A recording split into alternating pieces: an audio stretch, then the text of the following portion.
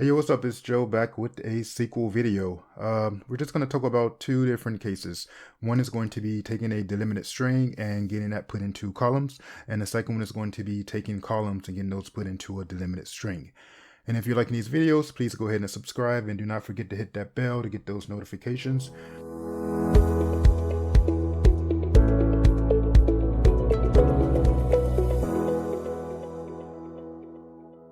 And with that being said, let's just go ahead and get started. All right. So what are we going to do, right? We have a table like this. Now this table has ID, first name, last name, and nicknames. Now what I want to do is be able to take these nicknames, which are here, and have those nicknames give like a row for each one. So it'd be like Jane Doe, Jan, Jane Doe, J Doe, Jane Doe, J and E, and then Jim, Idaho, Ida, Jim, Idaho, Jimmy, Jim, Idaho, Da, and so on and so on and so on. So what can we use to do that? Okay, so first, what is a string split? So string split actually is a table value function, and what that means is it actually returns a table with records. So just to see what it does, if I was to do something like this, from string split, and let's just give it some stuff. So right now, what I want it to do is split on the comma. Okay. So if I run this, I get all these results. I have the ASDF again, because I just was typing the same thing. Empty ones because there's nothing separating here. I even have extra spaces starting off because I have like an extra space there. So you can do different things like that just for the string split function that's built in. And this also works with SQL, Microsoft SQL 2016 and later, just by the way. So when I do that, the column name is called value. So what I can do is to even make this look better, which we're going to use this kind of logic when we actually get everything ready to be worked on. You can trim it so now it has all of that extra spaces gone, right? So what you can also do is say remove the blank ones. So remove where trim value not equals to empty. So now we have those, and if we wanted to get the distinct, we can do that as well, just to show you. So see, we just pulled out all of the records. We'll put these into records and from a string that we just split on the comma. All right, so since we can do that, and what we're really trying to do is get these into multiple records, I'm just gonna go ahead and pin that for now. What we can do is say, well, we need to figure out a way to join onto like this string. So you can't join to a table value function. Like what it returns is a table value. So you can't join to that. But what you can do is do a cross apply. Now cross apply is similar to a join in that it joins on the records, but this is how you're able to join onto table value functions. So we don't really care about an actual ID because we just want to have every single nickname get repeated. So the best way to do that is just say cross apply, and then we still do our string split, which is a table value function. And what we're going to pass in, instead of passing in like some made up string, we're going to pass in the nicknames, which is what we see here, right? So if we pass those in, and then if you run that, sorry, I forgot to add in what we're splitting on. So we're splitting on a comma, as you can see. And now we have something like this. So we went from this with everything, just 3 records, to this, where everything just gets repeated. These 3 has, well, this 1 record gets repeated 3 times. But what's different is it has this, this, and this, which is what is split on for the string split. So of course, since we already played around with this, we know we can clean this up some. So let's also just see what we want. We want the ID, we want the first name, we want the last name. We don't need the nicknames anymore because we have those split, but what we could do is say trim value, and then instead of calling it value, we can just call it nickname. We can give it an alias, right? So now if we run this, we have Jane Doe, Jan, Jane Doe, another nickname. And then let's say, for instance, just for fun, we wanted to count the number of nicknames that each person has.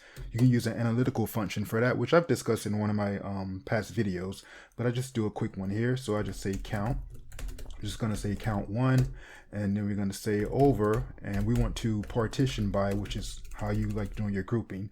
Partition by, and we're going to say partition by ID, because each ID has a certain number of nicknames. So partition by ID, and then we just call this total nicknames. Okay.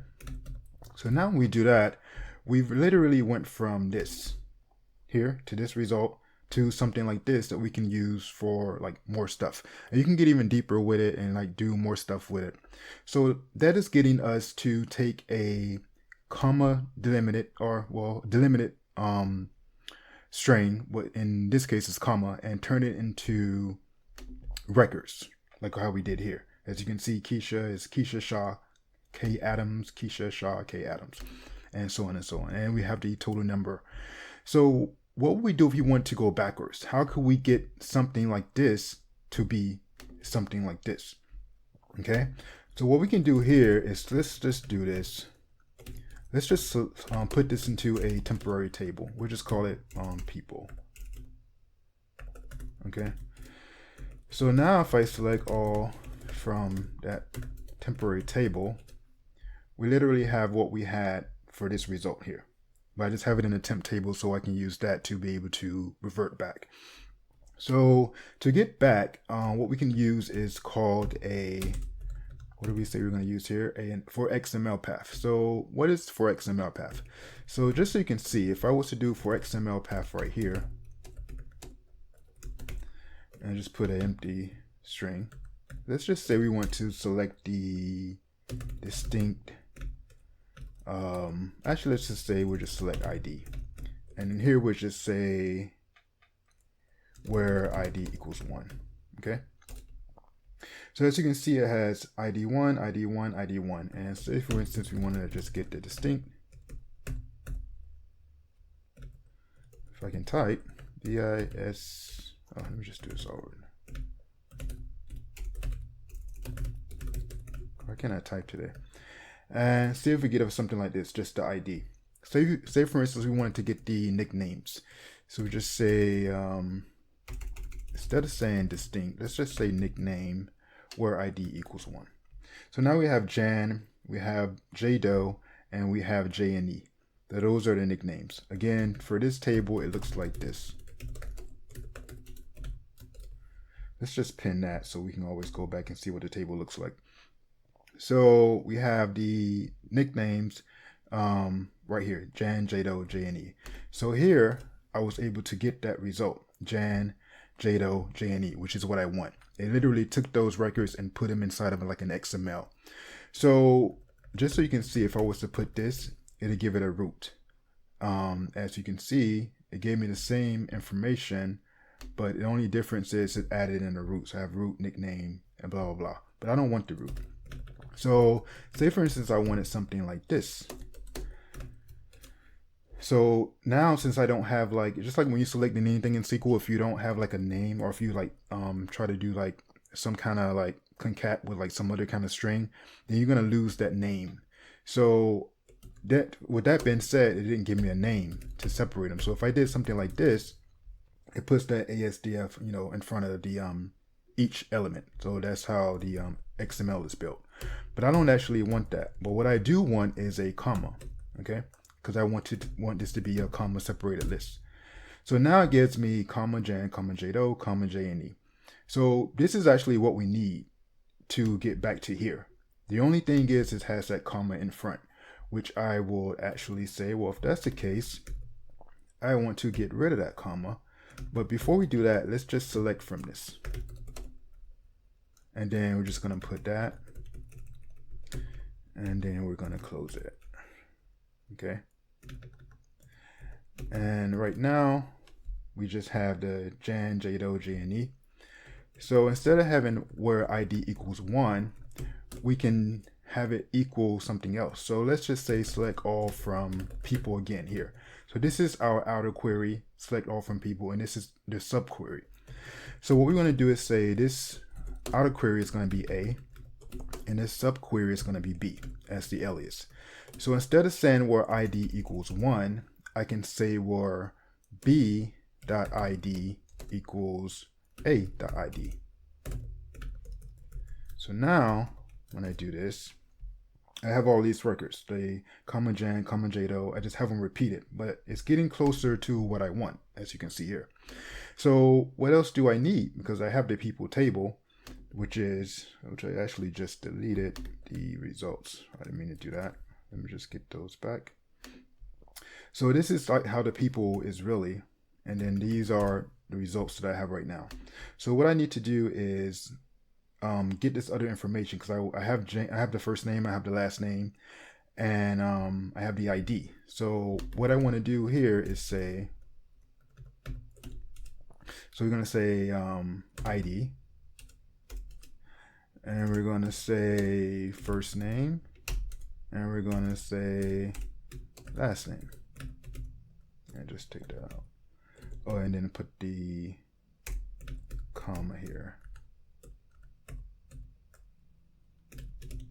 Okay, so now let's see what it gives us. So what is our query currently at the moment? We have select ID, first name, last name, which is coming from the auto query people A, and then here we're pulling in those nicknames. So if I was to run this, now I'm getting closer and closer to what I want. I have Jane Doe, and then I have the nicknames. The only thing that's wrong here is I have repeated records, and I have this comma that's in the front. So first let's deal with that comma, because we don't want the first one to be a comma. So what we can do is say stuff. Stuff is a built-in function with SQL that actually looks at something and looks at a string, and it's going to say start at a certain position. I want to go for that number of positions, which is 1, and I just want to replace that area with an empty string. So now if I run that,